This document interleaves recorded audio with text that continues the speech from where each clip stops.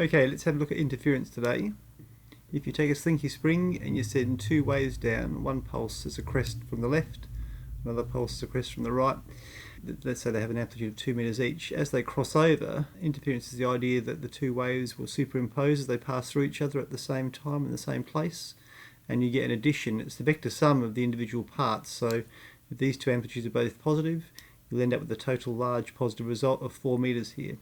So that constructs a larger wave, so it's called constructive interference. So you can do that with two crests as shown here, or you could actually do a similar thing here by setting two troughs down, and these will both be, say, -2. You'll end up with a total result there of -4. But again, you get constructive interference, so you can get it with two crests or two troughs. If you bolt the whole thing together, with the black wave going to the right, say, and the red wave going to the left, the overall result will be a tall blue crest there, which is twice the other two, and a large amplitude trough there, and the same with the crest there, so you can get those together. Now you can draw that a bit neater and look at this sort of part here. So if you were to get two waves passing each other in phase like that, so that they're actually in step with each other and crest met crest and trough met trough, you will get this large constructive interference, and it will add together to give that sort of a result. Okay, you can also do it with ones out of phase with each other. Destructive interference will be when they actually meet out of step with each other, where the crest is meeting a trough and this crest here is meeting that trough, and vice versa, and you'll end up with a zero result there at the bottom, like this. There'll be no wave. So those two crossing over like that, but out of phase, would give you a result where there was no wave at all. So where you'll be looking at it's when two or more waves overlap, they interfere, and the overall effect is the vector sum of their displacements. So sometimes that's called the principle of superposition, but that applies to everything rather than just waves. Constructive interference is where crest meets crest or trough meets trough. You get a large addition together to form large crests or large troughs, and you get that increase in amplitude there. Okay, as I've just shown you. Obviously, if they're out of phase with each other, though, you'll get destructive interference, and they'll cancel out. Not always perfectly, but if they're exactly equal opposite amplitudes, you should get cancelling. You can also get this to work with water waves, and they'll go taller or shorter. Sound waves, or they'll go louder or softer. Light, where you get bright and dark spots. So you could do it with two speakers, which I did in the room this week, and set up two speakers together where they're in step with each other, and look for loud and soft parts across the actual classroom, and that worked pretty well. So there are a few examples of interference you can look at. One would be like a two-source interference pattern. So you could have some two sources here that could be sound or they could be light. If we discuss them as sound or water waves, we'll do them as sound waves first. As the waves leave these 2 points here, so as the waves actually leave here or leave here, as the waves leave those two sources there, let's say they're in phase with each other to start with, if they travel equal distances just to get to this point here, like that one there, that one, and that one, if they travel equal distances and they start in phase, they must therefore arrive in phase, and you'll get sort of crests meeting crests here and troughs meeting troughs. And what you would get then is a very large increase in the amplitude, so you get constructive interference. So that's where the path difference is 0 wavelengths. We would expect to get a maximum there at that position there in the centre. Because there's no path difference, they should arrive in phase still.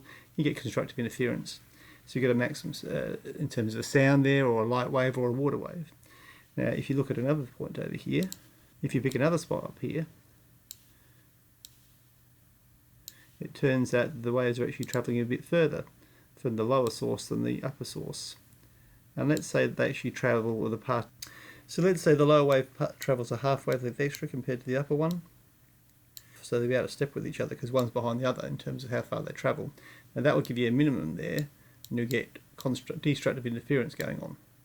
So you'll get a minimum on each side here, where the sound will be very low, or the waves will be very small, or in case of light there'll be no light there. If you go up even further though, and look at another one, up here, what's happening now is the lower one has actually travelled a full wave further. This distance here, it's actually a full wavelength along now in this area, and therefore you find that one whole wavelength behind means that they arrive back in step with each other. So this means you'll get a maximum occurring because of constructive interference, and again you'll get a large wave, and that'll happen in both directions. So you get maximum and minima sort of alternating as an interference pattern with two sources. Now, it's easy to see that if you look at something like this. So what we've got here is we've got two sources going on now, and they're coming out crest and crest and trough on trough, or if it was sound waves in this case with speakers, compression leaving with compression and expansion leaving with expansion, the black lines. So through the middle here you get the same effect here where they've travelled equal distances to get to any line there. So if you look at that, you should find there's a large wave coming through there at the centre here all the way through, because they travel equal distances to get there. You can see a large constructive wave there at the end where it goes full trough, full crest. If you try another position though, say this one here, just about on that mark there, just about there you can see the waves are very low. That's because the distance from the lower source to this point compared to the upper source to this point is a half wavelength further. And so when they arrive here, they're arriving out of phase with each other, you're getting destructive interference and you're getting that minimum. If you go a bit further up though, you'll find it's a whole wavelength extra that the lower source travels compared to the upper one. So this one here. And again you're getting that maximum occur. So it's just like that diagram I've just shown you.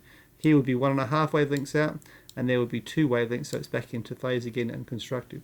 So it goes constructive, loud, destructive, constructive, destructive, constructive. Then you get loud and soft pattern as you go across the classroom. You can do the same sort of thing with light, of course. And we'll look at that next year in particular with a lot more detail.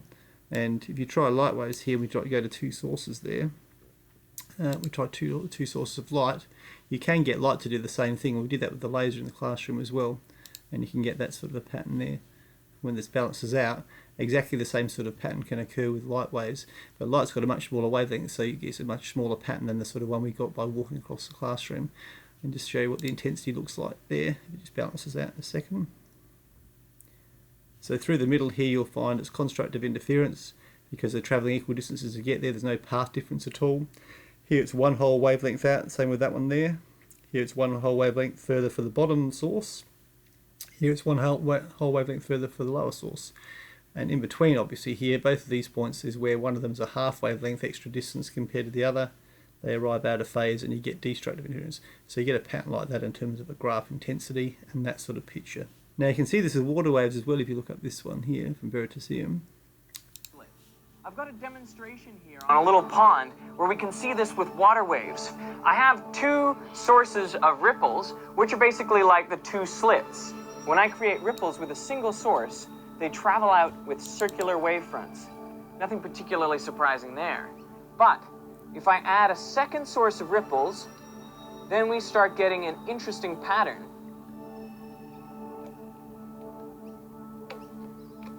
This pattern is created by the ripples from the 2 sources interacting with each other.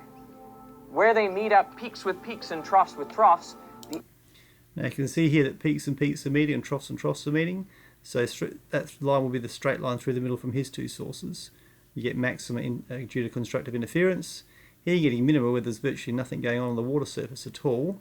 That's because there's a half wavelength path difference and it's destructive interference. And again you're getting constructive here through those 2 lines there where it's actually being at a maximum. Amplitude of the wave is increased. That's what we call constructive interference. But if the peak from one wave meets up with the trough from the other, then we get destructive interference, and there's basically no wave there.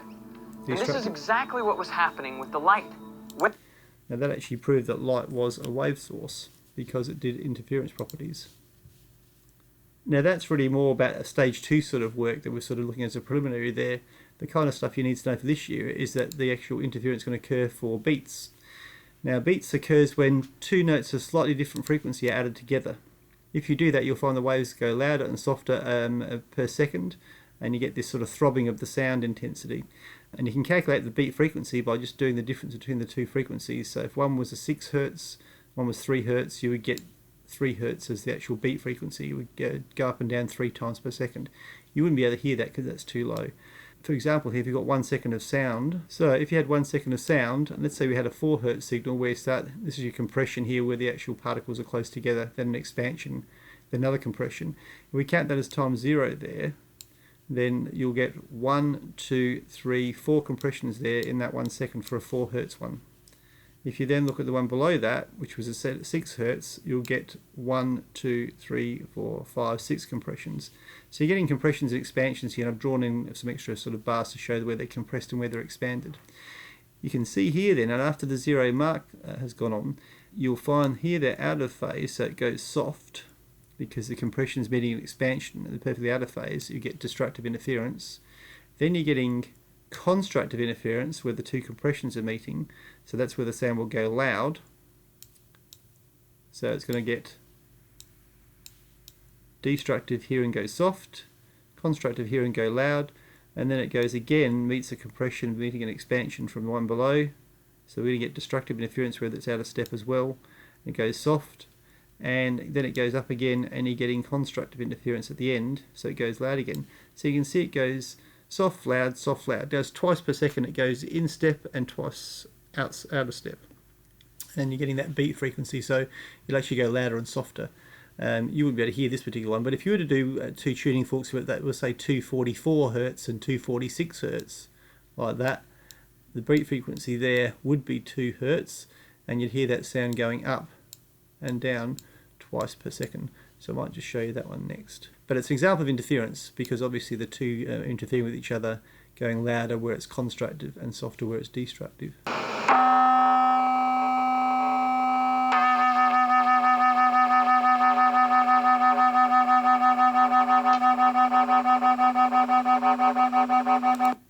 So what you should be able to hear there is this going up and down twice per second, for example. Well, actually, it sounds a bit more than that. Let's say it's 4 times a second. So these might have a difference in frequency of, say, 4 Hz, which means it gets louder and softer 4 times per second, and that's the beat frequency. You can hear that throbbing in the loudness of the sound because of interference. Another way of looking at this is to just draw the compressions with a single line rather than drawing multiple lines. So here the compressions being represented by the dark lines, say, and in between we just have the expanded areas, and this is doing 28 cycles a second, so you've got 28 bars there. So if you would actually have that frequency going on and have another one going at the same time, let's say with a frequency of 26 cycles per second, or 26 Hz, what would they look like when you put them together? So as you put them together on top of each other, we're looking for compressions meeting compressions to give you the maxima, a loud sound, and compressions meeting expansions making it a soft sound. So what you should find here is here you've got the same compressions on top of compressions, expansions on expansions, you're going to get constructive interference, but that then changes through here where you're getting the dark parts on top of the clear parts and vice versa. So these are going to be out of phase with each other. You're going to get destructive interference. It goes soft. Back here again it goes loud where constructive is going on. Then it goes soft again and then loud again. So it's going soft, loud, twice per second, 2 cycles per second. So it's got a beat frequency of 2 Hz, and you'll be able to hear that with two very low frequency noises. But it doesn't matter what the frequencies are, it's the beat frequency is the difference between them. And it works very well if they're very, very similar frequency. It's no good having one at 500 and one at 1000. The human ear would not pick up something going up and louder and softer 500 times per second. Okay, thank you for watching to the end here. This is for you, Ethan.